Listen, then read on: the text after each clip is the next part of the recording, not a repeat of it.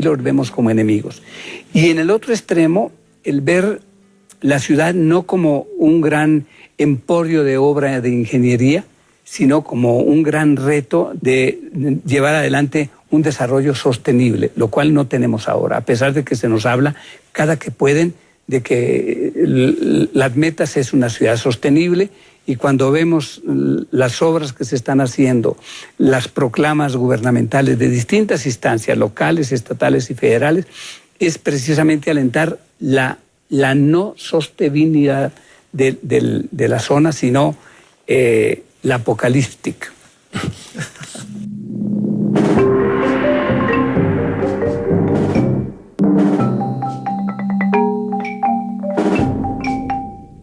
Yo quisiera que dedicáramos todos, los que están viendo el programa, y nosotros mismos, que dedicáramos todos unos segundos de reflexión, como se decía en época del licenciado Echeverría, para alentar el optimismo. Transcurrido este periodo de aliento al optimismo, que debe tener su espacio siempre, le preguntaría a Jorge Legorreta. Él fue delegado de la Cuauhtémoc, una zona conflictiva. Si las hay, en relación a la frontera no tanto, pero en relación a sí misma muchísimo. ¿Qué se puede hacer? No, eso es una pregunta absurda, ya es entrar en el desarrollo de la demagogia y decir, prometo. No. ¿Qué se hace ahora en cuanto al registro real de la violencia? Bueno, tocas el tema, uno de los temas y los pendientes de la Ciudad de México, efectivamente, más difíciles que se han tenido, yo no creo solamente en el siglo XX, que este tema de la violencia ha sido un tema permanente durante toda la historia de la Ciudad de México, porque es evidente que en una región, en un lugar del planeta donde se concentra la riqueza, pues evidentemente va a haber una acción contra la riqueza. La Ciudad de México tiene creada una infraestructura y está hecha de tal manera de que podemos decir que es una de las grandes ciudades del mundo más desigual que existe en el planeta. La desigualdad es generadora de la violencia, porque irrita a muchísimas millones de personas que aquí habitan, que no están formando parte de un nivel de bienestar mínimo para poder enfrentar su vida cotidiana. Y esto tiene que ver con la economía. Es decir, la violencia en término medido en la historia es cuando vienen las crisis y cuando la gente no tiene trabajo. La seguridad de la Ciudad de México, hablando del DF, es un asunto del Poder Ejecutivo Nacional, cuya sede está aquí. Entonces, ahí hay un asunto que resolver. La seguridad tiene que partir como un asunto nacional, que no tiene que depositarse necesariamente, y creo que sería un error, en las policías de carácter municipal. Y necesitan aumentarse siempre los niveles de coordinación. Y creo que la seguridad, tanto como el agua y como otros problemas, se pueden resolver en esta Ciudad de México si encontramos esos caminos de institucionalidad coordinada entre los actores del gobierno y no necesariamente en las contiendas políticas electorales que se están dando como partido utilizando al gobierno. Bueno, me alegra ver que sí crees posible, que lo posible sea posible, que eso es realmente casi una hazaña y no por reiterativa, deja de ser encomiable. Pero tú dirías que hay una tradición de solidaridad, de esfuerzo compartido, el que se vio en el terremoto de 85, que hay todavía lo que podía ser la sociedad humana en el DF. Fíjate que yo creo que estamos perdiendo esos resortes de solidaridad, y los estamos perdiendo casi como ejemplo de lo que ocurre en el nivel de gobierno. Las últimas inundaciones y las del año pasado, por ejemplo, mostraron de que ante problemas muy claros, los funcionarios se contraponen. Solo hay unidad cuando se trata de echarle la culpa al otro. Pero a la hora de tomar decisiones, de decir vamos a tomar otro rumbo que sí sea posible y que nos lleve vuelvo a repetir, a ser una urbe sustentable, se carecen precisamente de estas estrategias. Lo vemos casi a diario. Y lo vemos no solo con relación a la violencia, lo vemos con relación a la creación de empleos.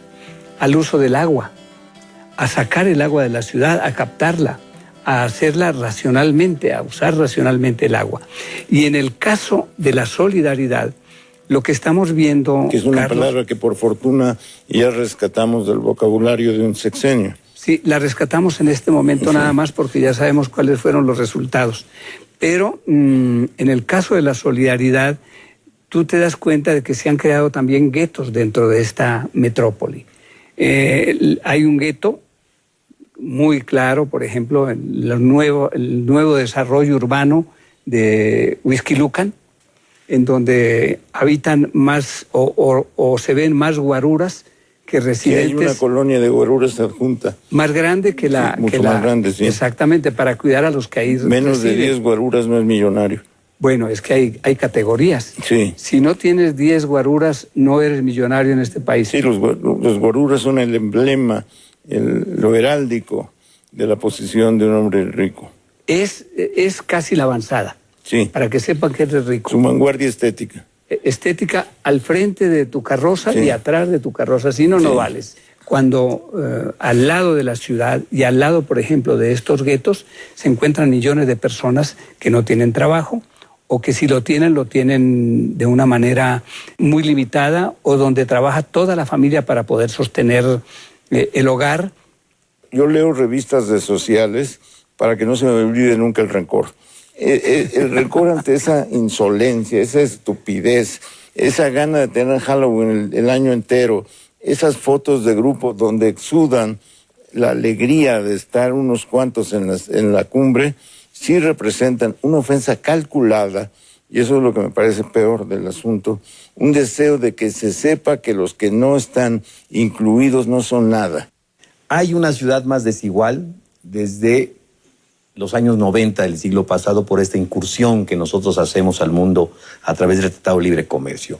Entonces, hay una pérdida de empleo, Carlos, a tal grado que midiendo el área metropolitana, territorialmente expresado el empleo se va a concentrar, si hablamos del Producto Interno Bruto, el empleo que produce riqueza, se va a concentrar en un área de los 2,000 kilómetros cuadrados de aproximadamente 450 kilómetros cuadrados, que implica la parte central de la ciudad, Delegación Cuauhtémoc, Miguel Hidalgo, una parte de Benito Juárez y algunas delegaciones un poquito que abarcan quizá Azcapotzalco. Estoy hablando de un área que produce la riqueza de la ciudad completa, que es donde está el empleo. Toda la gente que habita alrededor, ricos o pobres o medianos, asisten a esta parte de la ciudad a trabajar. Y esto es el área metropolitana. El área metropolitana. Todo. ¿Qué sucede con una gente que no tiene los transportes, ni el helicóptero, ni los dobles pisos, ni el auto, que proviene de esta parte oriente de ciudad, que es la zona donde se concentra la mayor pobreza de esta ciudad, que va... Ni los llevan los guaruras en palanquín. Sí, exacto. Que tiene que ir 2 horas o 2 horas y media de una zona como Ixtapaluca, que es la frontera que va hacia Toluca, de la zona de Chalco, de la zona de Chimalhuacán, etcétera, a trabajar 8 horas si tiene, si bien le va, a veces 12, y regresar.